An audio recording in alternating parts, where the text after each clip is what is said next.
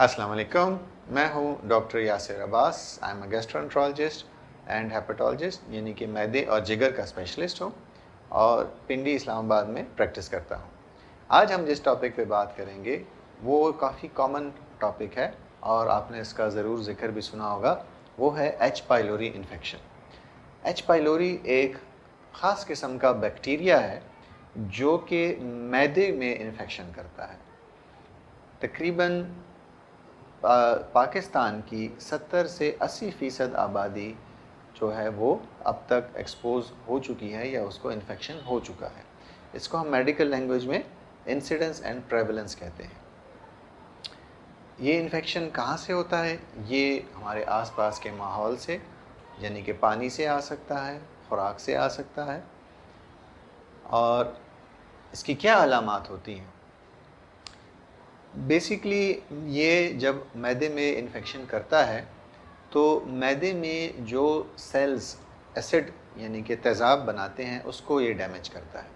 तो इसके सिम्टम्स भी सारे उसी से रिलेटेड होते हैं, जैसे कि तेज़ाबियत होना, सीने में जलन होना, उल्टी होना, पेट में दर्द होना, पेट का फूलना या गैस का ज़्यादा बनना, ये सब इसकी अलामात हो सकती हैं।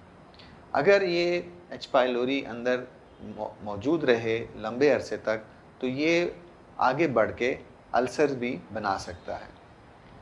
अल्सर बनने की सबसे बड़ी वजह दरअसल एच पाइलोरी ही है। उसके अलावा भी वजूहात हैं, लेकिन एच पाइलोरी सबसे बड़ी वजह है। अगर बात इससे भी मज़ीद बढ़ जाए तो खुदा न ख्वास्ता मैदे का कैंसर भी बन सकता है। लिहाजा अगर आपको ऐसी कोई भी अलामात हो तो फ़ौरन अपने मौलिज से रब्ता करें। इसका तशख़ीस कैसे की जाती है? एच पाइलोरी के लिए 3 से 4 टेस्ट हैं, जिसमें सबसे कॉमन है ब्लड में उसकी एंटीबॉडीज़ को चेक करना। दूसरा है बड़े पेशाब यानी पाखाने में टेस्ट करना। तीसरा है ब्रेथ टेस्ट, यानी कि वो सांस के ज़रिए से उसमें कुछ टेस्ट किए जाते हैं। और सबसे आखिरी और सबसे जो गोल्ड स्टैंडर्ड है वो है एंडोस्कोपी। आइए इन सब के बारे में एक एक करके तफसील से बात करते हैं। इन सब टेस्टों की कुछ खामियां हैं और कुछ खूबियां हैं। ब्लड टेस्ट की सबसे खूबी ये है कि सस्ता है, इजीली अवेलेबल है, आलमोस्ट हर लैब में हो जाता है और इसीलिए अक्सर मौलिज इसको रेकमेंड करते हैं। लेकिन इसकी एक बहुत बड़ी खामी है, वो ये कि एंटीबॉडीज़ आपको सिर्फ ये बताती हैं कि ज़िंदगी में कभी आपको एच पाइलोरी हुआ था, आया वो एक्टिव इन्फेक्शन है या नहीं, ये नहीं बता सकती। क्यों? और चूँकि 70 से 80% आबादी को ऑलरेडी ज़िंदगी में कभी ना कभी एच पाइलोरी का एक्सपोजर हो चुका है, तो इसलिए इसकी कारामदपन थोड़ा सा कम है। जो दूसरा टेस्ट है पखाने वाला, उसकी सबसे बड़ी खूबी ये है कि अगर वो पॉजिटिव आता है तो वो ये शो करता है कि इस वक्त एक्टिव इन्फेक्शन मौजूद है और इसकी ट्रीटमेंट की जाए। लेकिन उसकी खामी क्या है? उसकी खामी ये है या उसकी कमी ये है कि अगर आपने पिछले महीने 2 महीने में कोई भी एंटीबायोटिक खाई हो या कोई भी मैदे की दवाई ली हो तो वो फॉल्स नेगेटिव आ सकता है, यानी कि एच पाइलोरी मौजूद होगा लेकिन उसका टेस्ट हो सकता है कि नेगेटिव आए। तो ऐसी सूरत हाल में आपको एक फॉल्स सेंस ऑफ सिक्योरिटी दे सकता है और असल में एच पाइलोरी मौजूद होगा। तो अगर आपकी हिस्ट्री में कोई मेडिसिन नहीं है और आपके मौलिज को लगता है कि ये एक रीज़नेबल टेस्ट है, तो ये एक बेहतरीन टेस्ट है, क्योंकि सस्ता है, रिलेटिवली इजीली अवेलेबल है और रिलायबल टेस्ट है अगर आपने कोई दवाई ना ली हो तो। आखिर में जो सबसे बेहतरीन इसका टेस्ट है, जो ब्रेथ टेस्ट है, वो चूँकि वो आपकी सांस में कुछ ख़ास अलामत गैसेस को चेक करता है, लेकिन चूँकि ये टेस्ट बहुत कम जगहों पे होता है, अवेलेबल नहीं है, थोड़ा सा महंगा भी है, तो इसलिए ये आम तौर पर नहीं किया जाता। जो सबसे बेहतरीन गोल्ड स्टैंडर्ड टेस्ट है, जिसकी काफ़ी ज़्यादा रिलायबल है, वो एंडोस्कोपी है।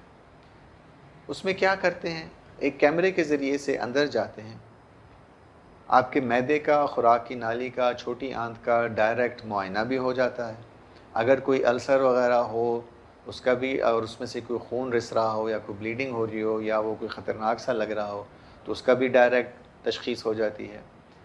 اور وہیں پر ہم اسٹمک کے معدے کے چھوٹی سی بایپسی لے لیتے ہیں جس کے اندر ڈائریکٹ مائکروسکوپ میں دیکھا جاتا ہے کہ وہ جراثیم موجود ہے یا نہیں ہے. اس ٹیسٹ کا فائدہ یہ ہے کہ ایک تو یہ 100% آپ کو نظر آ جاتا ہے کہ ہے یا نہیں. دوسرا یہ ٹریٹمنٹ کے ساتھ یا کسی اور چیز کے ساتھ اس پر کوئی اثر نہیں پڑتا، اور ساتھ میں آپ ایڈیشنلی بھی بہت کچھ دیکھ لیتے ہو. تو اگر آپ کے معالج کو لگے کہ کچھ علامات ایسی ہیں یا جس کے لیے انڈوسکوپی کرنی چاہیے تو وہ اٹس اے گڈ ٹیسٹ. کیوں ٹریٹ کرنا ضروری ہے ایچ پائلوری کو اور اس کی تشخیص کیوں ضروری ہے؟ جیسے میں نے شروع میں بتایا کہ اگر اس کو وقتی طور پہ علاج نہ کیا جائے بر وقت تو ایک تو السر بن سکتا ہے، السر کی آگے اپنی کمپلیکیشنز ہیں، اس میں سے بلیڈنگ ہو سکتی ہے، خدا نخواستہ وہ السر پھٹ سکتا ہے، معدے میں سوراخ ہو سکتا ہے. اور دوسرا جو مسئلہ سب سے زیادہ خطرناک اس کا کمپلیکیشن ہے ایچ پائلوری کی، وہ ہے معدے کا کینسر. تو اس لیے اس کا وقتی تشخیص اور علاج ضروری ہے. علاج اس کا بہت ہی آسان ہے. 2 ہفتے کی اینٹی بایوٹکس ہیں، تھوڑی سی ہائی ڈوز میں لینی ہوتی ہیں، اور اس کے ساتھ ہی 4 سے 6 ہفتے کے لیے معدے کی تیزابیت کو کنٹرول کرنے کے لیے دوائی دی جاتی ہے. ایچ پائلوری کی ایک خصلت کہہ لیں کہ اس میں ریزسٹنس کے چانسز بہت ہوتے ہیں. تو اگر آپ کو کوئی دوائی کا کورس شروع کرایا جائے تو اس کو پورا کرنا ضروری ہے، ورنہ اس میں چانس ہوتا ہے کہ اس جراثیم میں ریزسٹنس آ جائے اور پھر اس پہ وہ دوائی اثر نہ کر سکے. جیسے کہ ایک بہت کامن دوائی ہے کلیریسیٹ جو کہ استعمال کی جاتی تھی اس کے لیے، آج کل 50 to 60% کیسز میں وہ ریزسٹنٹ ہیں جراثیم اور وہ کوئی فائدہ نہیں دیتی. اس لیے اب مختلف اور قسم کی اینٹی بایوٹکس بھی یوز کی جاتی ہیں. تو اب آخر میں ہم بات کریں گے کہ ایچ پائلوری سے کیسے بچا جائے. جیسے کہ میں نے شروع میں ہی بتایا کہ یہ انوائرمنٹ سے ہی آتا ہے، کھانے پینے کی چیزوں میں صفائی کے خیال نہ رکھنے میں. تو اس سے بچاؤ بھی اسی طرح سے ہے کہ اپنے ہاتھ ہمیشہ دھو کے کھانا کھائیں، سنت بھی ہے یہ. پانی جو گھر پہ استعمال ہو وہ ابلا ہوا ہو یا فلٹرڈ ہو یا منرل واٹر یوز کریں. اس کے علاوہ جو گھر میں عام استعمال کا پانی ہے جیسے وضو میں یا نہانے میں، وہ بھی کوشش کریں کہ کسی صاف سورس سے آئے، کیونکہ وہ اکثر یہ ایک سورس ہے جو ہم اگنور کر دیتے ہیں انفیکشنز کی. اس کے علاوہ جو فروٹ، سبزی، سلاد وغیرہ جو کھائی جاتی ہے وہ اچھی طرح سے دھو کے پھر اس کے بعد کھائیں. کھانا پراپر پکا ہوا ہو، کوشش کریں کہ فریش کھانا کھایا کریں، فریج کا زیادہ عرصے کا رکھا ہوا کھانا نہ کھائیں. اسی طرح سے جنرل یہ کچھ ہیلتھ ریلیٹڈ جو کامن صفائی کے خیال ہیں وہ ضرور رکھا کریں. امید ہے آپ کو آج کی ویڈیو پسند آئی ہوگی. میرا یہ پیغام آگے اپنے دوست احباب اور فیملی ممبرز کو ضرور پہنچائیے گا. اپنی صحت کا خیال رکھیں اور چینل کو سبسکرائب کرنا نہ بھولیے گا. شکریہ.